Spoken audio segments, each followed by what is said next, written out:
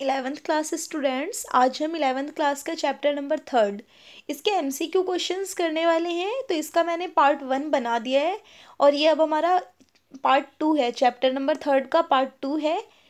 तो ये क्वेश्चन इसके हम एमसीक्यू क्वेश्चंस करेंगे। और मैंने पार्ट 1 में आपसे एक क्वेश्चन पूछा था जिसका आंसर मैं इस वीडियो के लास्ट में दूंगी, तो आप वीडियो को एंड तक ज़रूर देखें। तो चलिए अब हम वीडियो स्टार्ट करते हैं। तो हमारा फर्स्ट क्वेश्चन है, किस अनुच्छेद द्वारा भारत के नागरिकों को वयस्क मताधिकार मिला है? अनुच्छेद 321, अनुच्छेद 324, अनुच्छेद 328। तो भारत के नागरिकों को वयस्क मताधिकार अनुच्छेद 328 में मिला है। अनुच्छेद 328 में जो है वयस्क मताधिकार के बारे में दिया हुआ है। और हमारा जो ये अनुच्छेद 324 है, इसमें निर्वाचन के बारे में पूरा दिया हुआ, जो भी निर्वाचन के बारे में जितना भी होता है, ये सारा हमारा निर्वाचन के बारे में किसमें दिया हुआ है? आर्टिकल 324, इसमें निर्वाचन के बारे में होगा। तो आपको ये याद हो गया, निर्वाचन के बारे में जो है वो है 324 में, और जो भी हमारा वयस्क मताधिकार है वो दिया हुआ 328। ओके, सो नेक्स्ट क्वेश्चन है हमारा, संविधान के किस अनुच्छेद के संशोधन द्वारा वयस्क मताधिकार की उम्र सीमा 18 कर दी गई? तो देखिए, वयस्क मताधिकार, अभी हमने क्या पढ़ा, वयस्क मताधिकार से ही जुड़ा हुआ ये। तो वयस्क मताधिकार में क्या है, अनुच्छेद 328 जो है, ये हमारे देखिए अनुच्छेद 328, इसके में जो है हमें वयस्कों को मत देने का अधिकार मिला है। और पहले क्या था, 18 सिर्फ 21 वर्ष के लोगों को जो है मत देने का अधिकार था। लेकिन अब क्या हो गया है, ये मत देने का अधिकार जो 21 वर्ष से घटाकर 18 वर्ष कर दिया गया। तो ये कौन से संविधान संशोधन द्वारा हुआ? तो ये हुआ था 61वां संविधान संशोधन हुआ था हमारा। उसमें 21 वर्ष से घटाकर 18 वर्ष आयु कर दी गई थी वयस्क मताधिकार की। ठीक है, मतलब मत देने का अधिकार अब 18 वर्ष के लोगों को भी हो गया था। नेक्स्ट क्वेश्चन है हमारा, भारत में निर्वाचन किस पद्धति द्वारा होता है? तो भारत में निर्वाचन किस पद्धति द्वारा होता है?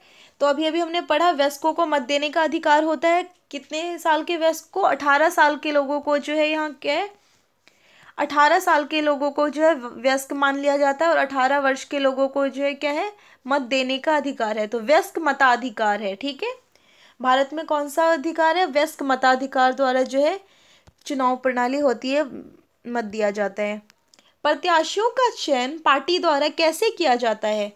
जो पार्टी है वो प्रत्याशियों का चयन जो है कैसे करती है कि किस किस प्रत्याशी को वो जो है चुनाव लड़ने के लिए देगी?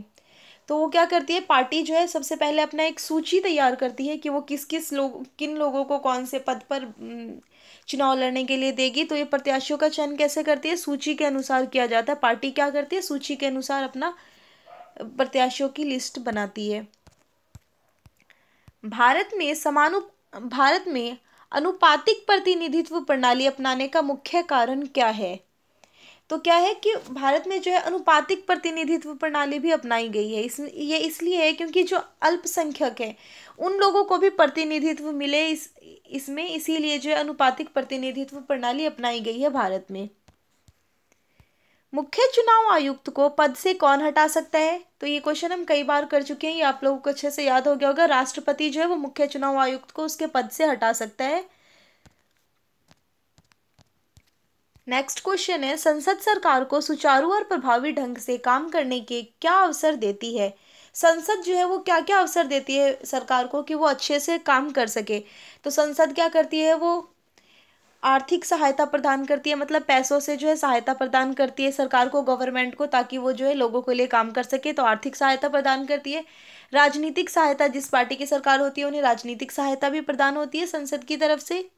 वो संविधान का पालन करके जो क्या है लोगों के लिए जो कानून बनाती है। तो राजनीतिक जितनी भी सहायता होती है वो संसद के द्वारा दी जाती है। आर्थिक सहायता वो पैसे लेकर, फिर पैसे से ही लोगों के लिए जो कानून है उसको सुचारू रूप से चलाने के लिए पैसे की भी आवश्यकता होती है। और सामाजिक सहायता, तो ये सही है, ये मतलब ये तीनों ही सही है। तो हमारा क्या हो जाएगा, ऑप्शन नंबर डी। ये सारे काम जो है वो करती है संसद सरकार के लिए, ताकि सरकार जो है वो सही से काम कर सके। संविधान का अब तक का कामकाज क्या प्रमाणित करता है? अभी तक में जो संविधान में जो कामकाज हुआ है वो क्या प्रमाणित करता है? तो देखिए, संविधान निर्माताओं की अपेक्षा, संविधान निर्माताओं ने जब संविधान बनाया था तो उनकी भी कुछ अपेक्षा थी कि हम जो संविधान बना रहे हैं उससे हमें क्या क्या चीज़ें प्राप्त हो, इससे जो है आगे जो सरकार चलेगी वो कैसे चलेगी। तो ये सारी चीज़ें जो है कामकाज का क्या प्रमाणित करता है? तो ये फर्स्ट है कार्य प्रणाली का अनुभव। इससे क्या हुआ, इतने सालों से जो हमारे संविधान से जो कामकाज अभी तक चलता आ रहा है उससे कार्य प्रणाली का भी अनुभव हुआ है। सर्वाधिक जीत वाली प्रणाली, जो अभी हमारे लोकतंत्र में जो अभी इंडिया में है, कौन सी है सर्वाधिक जीत वाली प्रणाली? है जो जीता, जो सबसे आगे है वही जीतेगा, जिसके सबसे ज्यादा वोट आए। तो ये तीनों ही ऑप्शन सही है, तो हमारा ऑप्शन ऑप्शन नंबर डी हो जाएगा इसका सही आंसर। नेक्स्ट क्वेश्चन है, सर्वाधिक मत से जीत वाली प्रणाली से कौन सी व्यवस्था उभरती है? तो इससे कौन सी व्यवस्था जो उभर कर आती है? तो इससे जो है द्विदलीय व्यवस्था उभर कर आती है। ठीक है, नेक्स्ट क्वेश्चन है हमारा, भारत में कब बहुदलीय गठबंधनों का कार्य प्रणाली को देखा गया? मतलब देखिए, भारत में जो है गठबंधन, गठबंधन क्या होता है? जब किसी भी एक सरकार को सही पूरी बहुमत नहीं मिल पाती है तो गठबंधन करके दो या दो से अधिक सरकारें क्या करती है, दो या दो से अधिक पार्टियां मिलकर गठबंधन बनाती है। तो भारत में हमें कब गठबंधन देखने को मिला है, बहुदलीय गठबंधन? तो 1989 में जो है बहुदलीय गठबंधन हुआ था, जिसमें बहुत सारे मतलब ये दो क्या बहुदलीय गठबंधन हुआ था। इसमें जो है एक पार्टी की सरकार नहीं थी, एक से ज्यादा पार्टियों की सरकार थी, सबने मिलाकर फिर सरकार बनाई थी। पृथक निर्वाचन मंडल की शुरुआत किसने की थी? पृथक निर्वाचन मंडल की शुरुआत जो ये ब्रिटिश सरकार ने की थी। जब क्या है, जब ब्रिटिश शासन था हमारे देश में तो उन्होंने मुस्लिमों के लिए अलग से निर्वाचन क्षेत्र बना, उन्होंने पृथक निर्वाचन मंडल का निर्माण किया था। इसमें क्या था कि सभी के लिए अलग अलग, सभी के लिए अलग अलग उन्होंने निर्वाचन मंडल का ये किया था। जैसे हिंदू है तो वो हिंदू को ही सिर्फ वोट देगा, मुस्लिम है तो सिर्फ मुस्लिम के लिए, ईसाई है तो ईसाई के लिए। उन्होंने ऐसा इसलिए किया था ताकि भारत में जो है अलग अलग, भारत के सभी लोग जो एक साथ हैं, उन्हें पता था कि अगर सभी लोग एक साथ रहेंगे तो हमें आज़ादी क्या होगा, हम लोग अगर पूरा भारत एक साथ होता तो आज़ादी हमें पहले ही मिल चुकी होती।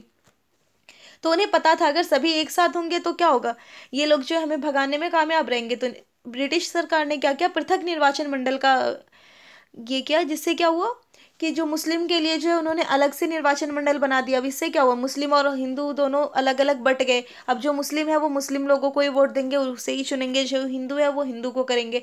तो इससे क्या किया, ब्रिटिश ने जो है फूट डालो की नीति जो है अपनाई पृथक निर्वाचन मंडल द्वारा। तो पृथक निर्वाचन मंडल की शुरुआत किसने की थी? ब्रिटिश सरकार ने ही की थी, ताकि जो है इंडिया में, भारत में फूट डालने के लिए ही उन्होंने इस नीति को बनाई थी। नेक्स्ट क्वेश्चन है, भारत में पृथक निर्वाचन प्रणाली कब लागू की गई? तो 1900, देखिए हमारा संविधान जो है 1909 में जो है 1909 में पृथक निर्वाचन मंडल जो है उन्होंने किया था, ब्रिटिश सरकार ने पृथक निर्वाचन मंडल का निर्माण। ओके, नेक्स्ट क्वेश्चन है, भारत में किन वर्गों के लिए लोकसभा व राज्य विधानसभाओं की सीटें आरक्षित की गई? अनुसूचित जाति के लिए, अनुसूचित जनजाति के लिए, पिछड़े वर्गों के लिए। तो किसके लिए किया गया था? अनुसूचित जाति और अनुसूचित जनजाति के लिए जो आरक्षण किया गया, जो अभी तक चलता आ रहा है। जो पहले स्टार्टिंग में जब संविधान हमारा बना था तो उस टाइम पर संविधान निर्माताओं ने सिर्फ 10 साल के लिए आरक्षण का प्रावधान किया था, लेकिन अब क्या है, अब इसे बढ़ाकर 2030 तक का टाइम दे दिया गया है। जो आरक्षण है वो अभी 2030 तक चलेगा, उसके बाद फिर देखा जाएगा। क्या होता है कि अभी सरकारें जो भी आती है वो उसका टाइम बढ़ा देती है ताकि उन्हें सभी का वोट मिल सके। तो ये संविधान निर्माताओं ने स्टार्टिंग में इसीलिए किया था कि जो पिछड़े लोग हैं, मतलब जो अनुसूचित जाति है, अनुसूचित जनजाति है, जो समाज में बहुत ही पिछड़ी हुई है, तो उन लोगों के लिए क्या था ताकि उनको भी जो है समानता मिल सके।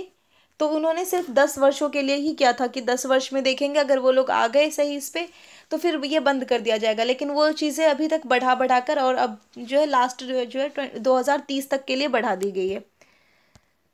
नेक्स्ट क्वेश्चन है हमारा, वर्तमान में लोकसभा अनुसूचित जातियों के लिए कितनी सीटें आरक्षित करती है? तो अभी हमने ऊपर पढ़ा कि अनुसूचित जाति और अनुसूचित जनजाति के लिए जो आरक्षण की घोषणा की गई थी, तो अनुसूचित जातियों के लिए जो है यहाँ पर 84 सीटें जो है आरक्षित है। वर्तमान में लोकसभा में अनुसूचित जनजाति के लिए कितनी सीटें? तो देखिए, अनुसूचित जाति के लिए जो थी वो 84 सीटें थी, और अनुसूचित जनजाति के लिए कितनी है? अनुसूचित जनजाति के लिए 47 सीटें हैं। ओके, तो नेक्स्ट क्वेश्चन है हमारा, बस 15 क्वेश्चन ही थे हमारे, तो हमने अभी टोटल 15 क्वेश्चन किए हैं।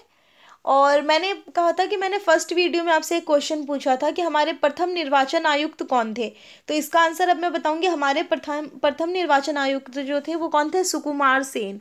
सुकुमार सेन जो है वो हमारे प्रथम निर्वाचन आयुक्त थे। ठीक है।